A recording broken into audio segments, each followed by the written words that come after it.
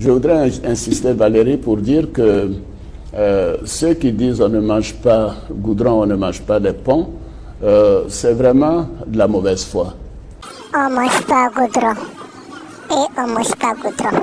Vous savez, un des problèmes majeurs que nous avions, c'était d'évacuer d'abord les productions dans les zones de production alimentaire, de produits vivriers, sur les centres urbains. Il n'y avait pas de route. Je vous parlais des ponts, c'est très bien, mais il n'y avait même pas de route. Les pistes n'avaient pas été déblayées pendant 10 ans. Les camions ne pouvaient pas aller dans les villages, ramasser les produits vivriers, donc des femmes qui font donc les productions. Et nous avons paré à tout cela. Les ponts constituent un élément essentiel de l'évacuation. Et les ponts créent des emplois. Et quand les gens ont des emplois, ils font manger leurs enfants, ils font manger leurs familles. Et cela fait partie également de tout un symbole de mon objectif de construire un pays moderne où les infrastructures sont de qualité. Quand j'étais Premier ministre il y a 25 ans, la Côte d'Ivoire avait des meilleures infrastructures que la Tunisie ou le Maroc. Mais aujourd'hui, il n'y a rien de comparable, mais nous y allons y arriver. Nous allons reprendre notre place parce que nous avons cette volonté. Et la politique, ce n'est pas seulement le matériel. Il y a ce sens, la fierté des Ivoiriens.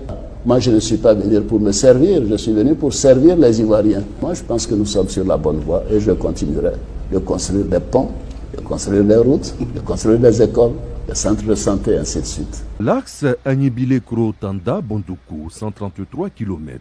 Des travaux de renforcement sont en cours pour redonner à cette route son lustre d'antan.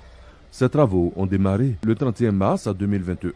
À un an de sa livraison, tout semble bien se passer avec un état d'avancement physique estimé à ce jour à 78,21%. Ici, de tous ces travaux-là, la zone va être complètement désenclavée. Des travaux appréciés par la population. Au moment qu'il n'y avait pas de goudron, ici à la frontière, tu peux faire 1 heure de temps. Mais maintenant, 15 minutes, 12 minutes, tu es à la frontière. On voit que l'État, il a travaillé beaucoup. On remercie l'État. Les sous-préfectures et les chefs-lieux des départements traversés par les travaux bénéficient à l'intérieur de leur localité de 3 à 5 km de bitume. Dans la région voisine, le Bunkani, les règles sont les mêmes.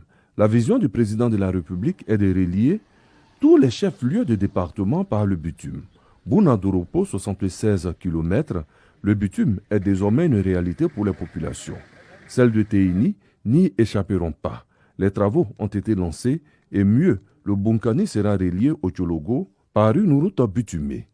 Les travaux ont été lancés par le Premier ministre Patrick Hachi. Nos présidents, la route qu'ils ont fait, c'est propre, il n'y a rien.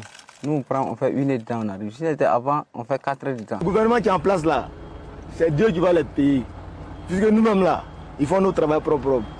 Avant, pour aller dans les villages de la frontière, il était pratiquement impossible.